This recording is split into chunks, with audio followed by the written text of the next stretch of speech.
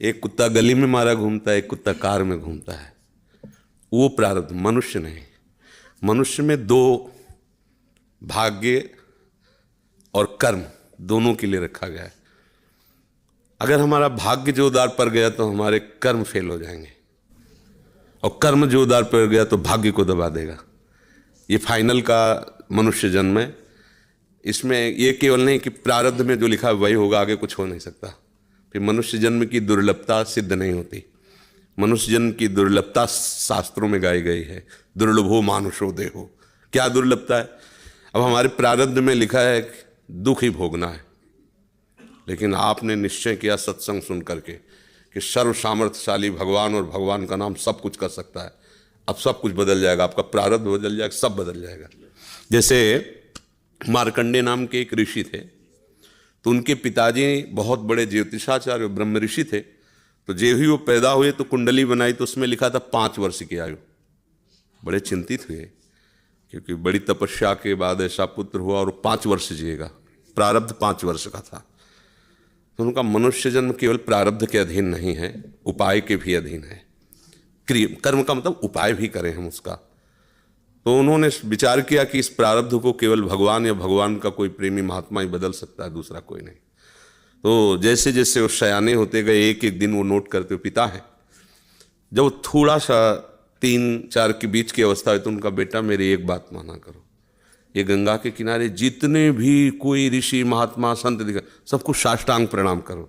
अब वो बालक थे, अब संतों को प्रणाम करने की उन्होंने, क्योंकि जानते थे कि संतों की कृपा दृष्टि पड़ जाए तो प्रारब्ध का नाश हो सकता है। अब गुप्त रूप से सनक सनंदन सनातन सनत कुमार भी विचरण ही करते रहते, तो मार्कंडेय जी सबको प्रणाम करते थे। तो सब करुणा भरी, भगवान तुम पर दया करें। बच्चा जैसे कोई प्रणाम, आप सब प्रणाम करो तो उतना हृदय नहीं, लेकिन अगर छोटा बच्चा तो एकदम उसकी तरफ दृष्टि जाएगी, राधा राधा राधा राधा। एक छोटा बच्चा है, प्रणाम कर रहा है 3-3.5 वर्ष का, तो वो सब संत, और वो चुपचाप बैठ करके देखा करते थे उनके पिता कि किसी ऐसे महापुरुष का आगमन हो जो सृष्टि पर शासन करने की सामर्थ्य रखता हो, तभी प्रारब्ध बदल सकता है। छोटी मोटी तपस्या वाले से प्रारब्ध थोड़ी बढ़ता है। उन्होंने देखा ये चारों तो कुमार हैं, सनक सनंदन सनातन सनत कुमार, जो साष्टांग किया, तो वो एकदम, वो भी 5 वर्ष की अवस्था में रहते हैं हर समय। उन्होंने कहा चिरंजीवी भव। बस वो खड़े हो गए, बोले महाराज ये अभागा चिरंजीवी लायक नहीं है, इसके प्रारब्ध में 5 वर्ष की आयु लिखी और चौथा भी पूर्ण होने जा रहा है, कुछ समय का जीवन है।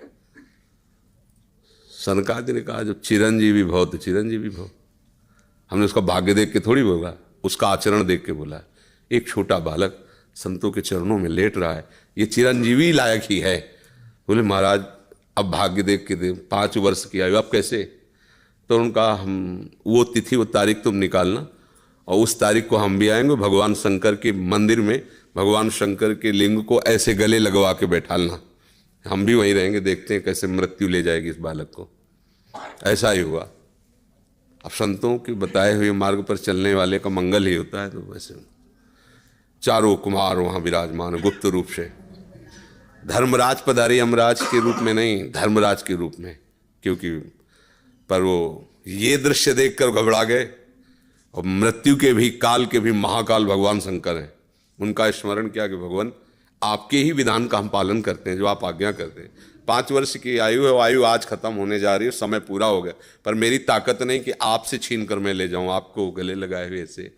तो प्रभु आप प्रकट होइए और बताइए कि हम आपके कानून का आप कैसे पालन करें। अगर हम अभद्रता करते हैं तो आपकी मर्यादा जाती है, और अगर मैं अपने आपके कानून का पालन नहीं करते तो धर्म का नाश होता है। तो भगवान शंकर प्रकट हुए और उन्होंने कहा कि तुम्हें कोई परेशानी की बात नहीं, 5 वर्ष की आयु है ना, मेरी आयु के 5 वर्ष इसको जोड़ लीजिए। भगवान ने कहा मेरे हिसाब से। भगवान को जानते, जब यहाँ का पूरी सृष्टि का विनाश होता है ना, तो इतना होता है, निमेष निमेष इतने, जैसे भागवत में आता है ब्रह्मलोक में एक कमल की पंखुड़ी ऐसे छेदी गई तो मृत्युलोक का 1 वर्ष और वहां का इतना समय। तो भगवान का निमेष और ब्रह्मा की पूरी की आयु व्यतीत हो गई। आज भी अविनाशी हैं मार्कंडेय ऋषि, आज भी विराजमान है। क्या हुआ? क्रियमाण ने जोर कर दिया, प्रारब्ध का नाश हो गया। जो प्रारब्ध 5 वर्ष का था वो अविनाशी हो गया, वो अमोघ हो गया। तो हम केवल पशुवत प्रारब्ध भोगने नहीं आए हैं, हम नए प्रारब्ध की रचना भी करने आए हैं। अब वो जो आध्यात्मिक शक्ति से युक्त नहीं है, केवल वो लौकिक बल से चाहेगा तो प्रारब्ध मिटिया मेट कर देगा, और आध्यात्मिक शक्ति प्रारब्ध को मिटिया मेट कर देगा। ये रहस्य है। जो भगवान का आश्रय लेकर भावी मेट सके त्रिपुरारी, भगवान का आश्रय ले लो तो जो कुअंक भाल के हैं वो मिट जाएंगे। हमारा प्रारब्ध इतना जोर, जैसे प्रारब्ध है किडनी फेल, ये पूर्व प्रारब्ध है। माँ के गर्भ से इस रोग की रचना हुई, जान तो पाए 35 वर्ष की अवस्था में, 20 वर्ष बाबा जी बनने के बाद। अब मांगते खाते अपने भजन मार्ग में चलते रहे, अब किडनी खराब हो गई। आप क्या, ये तो सब रुपए का खेल इसमें, ये तो इसमें धन चाहिए, हमारे पास कुछ नहीं है। अब हम जिनके आश्रित थे उन्होंने खेल बदला, ये सब व्यवस्था कर दी। ये हमारे प्रारब्ध में नहीं था, प्रारब्ध में तो दुर्गति थी, दोनों किडनी फेल हैं, लेकिन आश्रय जिनका लिए उन्होंने चैप्टर बदल दिया। अब देखो किडनी खराब, 2 बजे से दिनचर्या चल रही, 2 बजे रात से। ये किडनी वाले पेशेंट की दिनचर्या होती है क्या 2 बजे रात से? तो ये है इनके चरणों का बल, और ये हमारा बल। हमारे बुरे कर्मों का फल हमको मिल रहा है, और उनके आश्रित हैं, तो ऐसे हमारा जीवन कट रहा है, ऐसे गोद में लिए काट रहे हैं। तो हम केवल प्रारब्ध के ही अधीन नहीं, हम कोई पशु नहीं है, मनुष्य जन्म में मिला है। हम नया कर्म करें ऐसा कि हमारे प्रारब्ध, बुरे प्रारब्ध का नाश हो जाए। हम ऐसे भगवान का आश्रय लेकर भजन करें कि हमारा, अच्छा भगवान सब कुछ है। जैसे आपको धन चाहिए तो लक्ष्मीपति है, यश चाहिए तो पुण्य श्लोक है, उन्हीं की कीर्ति से समस्त शास्त्र भरे हुए। जो चाहिए, रूपवान, गुणवान, धनवान, वैभवान, वो सबके समुद्र हैं, उनका आश्रय ले लो, सब कुछ हो जाएगा। अब अगर केवल धन पर लक्ष्य रखोगे, वो भगवान का आश्रय नहीं लिया, तो बुरे कर्मों से भी तुम नहीं बच पाओगे।